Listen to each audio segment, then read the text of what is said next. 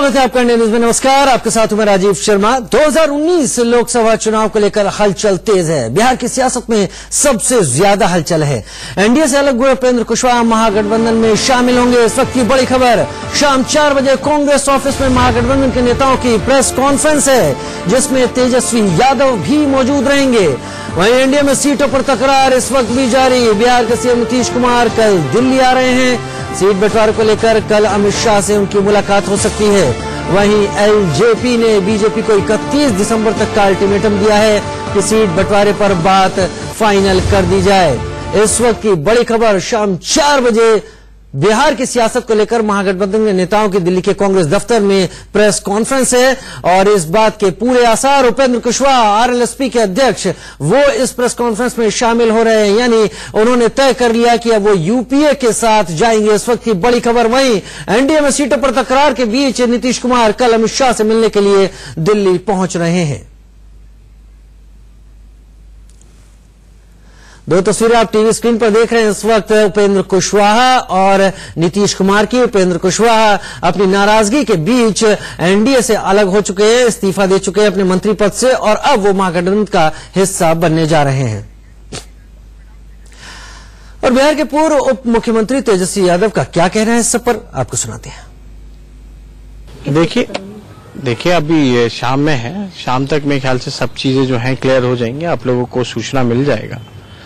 और जाहिर सी बात है कि हम लोग सब लोग एक गठबंधन में हैं, तो रेगुलर मुलाकात हम लोगों की होती रहती है और कुछ नया कुछ होगा तो उसको आप लोग उस समय आप लोग देख सकते हैं कि क्या होगा नहीं होगा। और हालांकि ये सारी जो मैटर्स हैं ये हमारे गठबंधन के अंदर की बातें हैं और हम लोगों की क्या रणनीति होती है, क्या स्ट्रैटेजी होती है।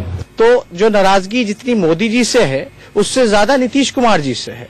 नीतीश कुमार जी अगर नहीं जाते वहां तो हो सकता था कि उपेंद्र कुशवाहा जी वहां से नहीं आते, लेकिन सब लोग जानते हैं, रामविलास जी जानते हैं और उपेंद्र कुशवाहा जी जानते हैं कि नीतीश जी जिस खेमे में जाएंगे वो खेमा कभी भी जीत नहीं सकता, क्योंकि बिहार की जनता जिस तरह से उन्होंने जनता को धोखा देने का काम किया है, जनादेश का अपमान करने का काम किया है, उनको बिहार की जनता समय पर मजा चखाने का काम करेगी। तो एक बड़ा बदलाव, बड़ी हलचल दिख रही है महागठबंधन को लेकर। हमारे साथ इस पर बातचीत करने के लिए जुड़ेंगे हमारे साथी रजत राकेश टंडन दिल्ली से और शिवपूजन झा जुड़ेंगे पटना से। इस बीच एक और महागठबंधन मजबूत हो रहा है तो वहीं दूसरी ओर एनडीए में सीटों पर तकरार जारी है। एलजेपी ने बीजेपी को अल्टीमेटम दिया है कि जल्दी सीटों पर बात फाइनल कर ली जाए। एलजेपी नेता पशुपति पारस से इंडिया न्यूज संवाददाता शिवपूजन झा ने बात की। एनडीए में सब कुछ ठीक ठाक नहीं है। सीट बंटवारे को लेकर के घमासान अब भी जारी है।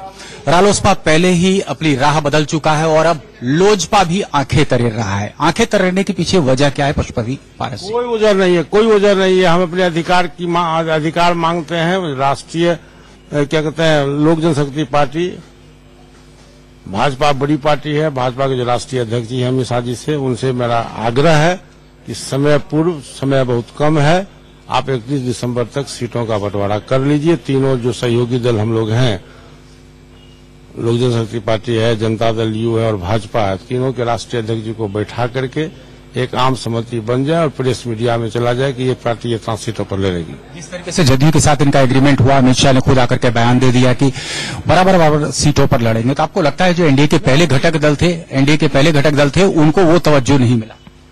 नहीं, देखिए उनको चाहिए था, ये बात सही है, अमित शाह जी को चाहिए था कि जो हमारा सहयोगी दल है और ये लोक जनशक्ति पार्टी जो विश्वासी और सहयोगी दल भी है, 4.5 वर्ष तक हम लोग एनडीए के पार्टनर थे, आज भी हैं, हमने कभी भी एनडीए के खिलाफ नहीं बोला। उनको चाहिए था कि आपस में बैठ के तीनों राष्ट्रीय अध्यक्ष जी के साथ बैठ के आम सहमति बना करके एक साथ 40 सीट का यदि रिलीज करते प्रेस में तो पब्लिक में एक अच्छा मैसेज जाता, ये अच्छी शुरुआत होती, ये उनका बड़प्पन होता कि हम एक साथ बैठे एक किया। ऐसा नहीं किया, इसीलिए आप लोगों ने 31 दिसंबर का अल्टीमेटम दिया है। ऐसा नहीं किया, वैसा नहीं किया, ऐसी बात नहीं है। समय कम है, इसीलिए मेरा आज भी आग्रह है कि अब समय कम है और नए साल के पहले 31 दिसंबर तक आप सौहार्दपूर्ण वातावरण से सीट का बंटवारा कर लीजिए, फिर हम लोग चुनाव मैदान में जाएंगे। मांग कितनी सीटों की है? अगली बार हम 7 सीट पर चुनाव लड़े थे, 7 सीट का मांग मेरा। एक सवाल हम आपसे करना चाहते हैं वो ये कि बार बार कहा जाता है कि रामविलास पासवान मौसम वैज्ञानिक हैं, क्या आपको अंदेशा लग गया है इस बात का कि 2019 में शायद जहाज डूब रहा है इसलिए पहले ही निकल लो? नहीं, जहाज डूब कहाँ रहा है? आप लोगों के मन की बात है, जहाज डूब रहा है। देखिए, स्टेट का चुनाव और केंद्र के चुनाव में फर्क है। स्टेट में लोग मुख्यमंत्री को चुनता है और केंद्र में प्रधानमंत्री को चुनता है। तो अभी जो देश के प्रधानमंत्री हैं नरेंद्र मोदी जी, उनके व्यक्तित्व के सामने में मेरे हिसाब से अभी कोई दूसरा लीडर, कोई दूसरा दल नहीं है। हमारे दो सहयोगी हमारे साथ ज्यादा जानकारी के साथ जुड़ रहे हैं। शिवपूजन झा हमारे साथ जुड़ रहे हैं पटना से, हमारे साथ रजत राकेश टंडन दिल्ली से जुड़ रहे हैं। पहले रजत आपके पास आते हैं क्योंकि सारी कवायद, सारा सेंटर ऑफ अट्रैक्शन दिल्ली में ही होने वाला है। शाम 4 बजे क्या तैयारी लग रही है महागठबंधन को लेकर और क्या रणनीति सामने आ सकती है 4 बजे?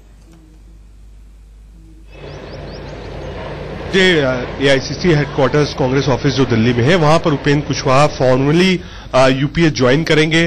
कांग्रेस के जनरल सेक्रेटरी जो है, इंचार्ज है बिहार के, शक्ति सिंह, वो मौजूद रहेंगे। राहुल गांधी आज दिल्ली में नहीं है, लेकिन राहुल गांधी और उपेंद्र कुशवाहा की पहले मुलाकात हो चुकी है, सारी चीजों पर बातचीत हो चुकी है। तो बड़ी खबर यही है कि अब तक हो रहा था कि कब ज्वाइन करेंगे। आज शाम 4 बजे दिल्ली में कांग्रेस कार्यालय में एक प्रेस कॉन्फ्रेंस होगी। प्रेस कॉन्फ्रेंस से पहले फॉर्मली उपेंद्र कुशवाहा यूपीए को ज्वाइन कर लेंगे। यानी रजत, एनडीए के घर का भेद बताने वाले उपेंद्र कुशवाहा इस वक्त राहुल गांधी के साथ है, तो एक बड़ी चोट देने की तैयारी आज की प्रेस कॉन्फ्रेंस के जरिए जरूर करना चाहेंगे महागठबंधन के लोग। बिल्कुल, देखिए आज एक मैसेज देना चाहेगी कांग्रेस पार्टी यूपीए कि हाँ, जो लोग इस एनडीए के हिस्सा थे, जिन्होंने प्रधानमंत्री नरेंद्र मोदी को समर्थन दिया था, वो शायद अब उससे असंतुष्ट है, विश्वास नहीं है। जो मीडिया रिपोर्ट्स थी, चिराग पासवान ने कल कई लोगों से बातचीत की, कहा कि अगर हम साथ में रहते भी हैं सरकार के, तो जब 2019 के इलेक्शन में जाएंगे तो क्या बताएंगे, कितने नए रोजगार हमने दिए, क्या क्या काम किया, तो ऐसा कुछ गिनाने के लिए है नहीं। तो आप कह सकते हैं उपेंद्र कुशवाहा है, इसके पहले चंद्रबाबू नायडू आए हैं और लाइन में चिराग पासवान भी खड़े हुए हैं। तो कई ऐसे दल है जिनसे आप कह सकते हैं कि बहुत ज्यादा सीटों का फायदा यूपीए को नहीं होगा। उपेंद्र कुशवाहा भी लड़ते हैं तो 3 सीट लड़ते हैं, 4 सीट लड़ते हैं, पासवान लड़ते हैं तो 5 सीट लगते हैं। लेकिन एक जो परसेप्शन की बैटल है यूपीए की, कि वो कोलिशन बन रहा है, उस कोलिशन में वो लोग भी आ रहे हैं जो एनडीए के साथ रहे थे, यानी कि वो कहीं ना कहीं असहमत है एनडीए की पॉलिसी से। उनका विश्वास प्रधानमंत्री मोदी के नेतृत्व में नहीं है। अगर आप इस्तीफा देते हैं तो सीधा मतलब यही होता है कि हाँ, प्राइम मिनिस्टर मोदी पर विश्वास नहीं कर रहे हैं और एनडीए ने जो काम किया उससे सहमत नहीं है। तो ये आप कह सकते हैं एक परसेप्शन बैटल है, और जो कोलिशन है यूपीए का, जो कुनबा है यूपीए का, वो इससे धीरे धीरे बड़ा हो रहा है 2019 चुनाव के पहले। 2019 चुनाव को लेकर हमारे साथ शिवपूजन झा भी जुड़े हुए हैं पटना से। शिवपूजन, आपने पशुपति पारस से बात की और उन्होंने एक बात हल्के में लेकिन साफ गोई से सामने रख दी कि यहां पर हम किसी तरह से आंखें नहीं दिखा रहे हैं, तकरार नहीं कर रहे हैं, हक मांग रहे हैं। ये हक मिलना कितना मुश्किल लग रहा है, या यह हक मिल पाएगा नहीं मिल पाएगा? पटना में क्या देख रही है लोक जनशक्ति पार्टी?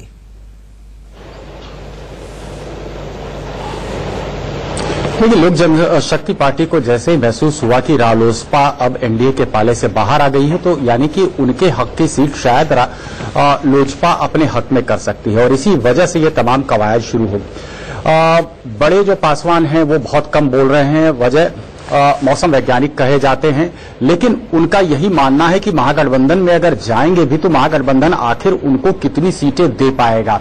यानी इनके लिए स्थिति कैच 22 सिचुएशन है। इधर भी बहुत अच्छी स्थिति नहीं है लोजपा की, उधर भी बहुत अच्छी स्थिति नहीं होगी, क्योंकि वहां पर पहले से बहुत सारे घटक दल हैं और उनमें सीट बंटवारे को लेकर के अभी से असमंजस की स्थिति पनपनी शुरू हो गई है। जरूर कुनबा बड़ा होता हुआ दिख रहा है, लेकिन सीट बंटवारा महागठबंधन में ज्यादा मुश्किल, ज्यादा बड़ी चुनौती होगा कांग्रेस के लिए और तेजस्वी यादव के लिए बनस्पत एनडीए के लिए। लेकिन अपने दर्शकों को बता दें कि नीतीश कुमार भी कल पहुंच रहे हैं और कल अहम बैठक 3 बजे के बाद अमित शाह के साथ होनी है। शायद उसके बाद तस्वीर कुछ ज्यादा साफ हो पाएगी कि लोजपा को आखिर कितना तवज्जो भाजपा देती है। लेकिन फिलहाल अभी तक की जो बातचीत हुई है उससे इतना ही साबित हो रहा है कि शायद 2015 में जो परफॉर्मेंस लोजपा का हुआ था उसे यार्डस्टिक बना करके भाजपा लोजपा को बहुत ज्यादा तवज्जो नहीं देना चाहती। शिवपूजन, कैच 22 की सिचुएशन जो बनती हुई दिखाई आपको नजर आ रही है, आपका एनालिसिस क्या कहता है? सबको देखते हुए, सबको जानते हुए, और जो हालात है जिनमें अभी टसल इस बात की चल रही है कि किसकी सीटें कितनी और कौन कितनी सीटों पर जा रहा है, इस बात के कितने चांसेस लगते हैं कि लोजपा एक ऑप्शन को मजबूती से अपने सामने रखे कि वो आखिरी मूवमेंट में भी यूपीए का हिस्सा बन जाए?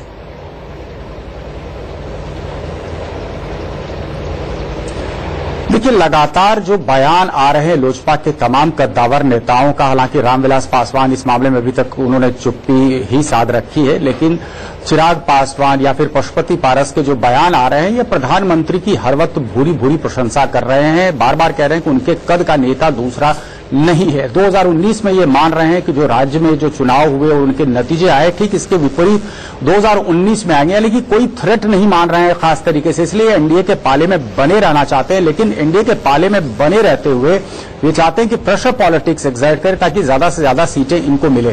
दरअसल इस सारी समस्या की, इस फसाद की जड़ हम कह सकते हैं कि वो प्रेस कॉन्फ्रेंस है जहां अमित शाह ने खुले तौर पर यह कहा था कि बराबर बराबर सीट पर भाजपा और जदयू चुनावी मैदान में उतरेगी। ये नागवार गुजरा कहीं ना कहीं लोजपा को और रालोसपा को।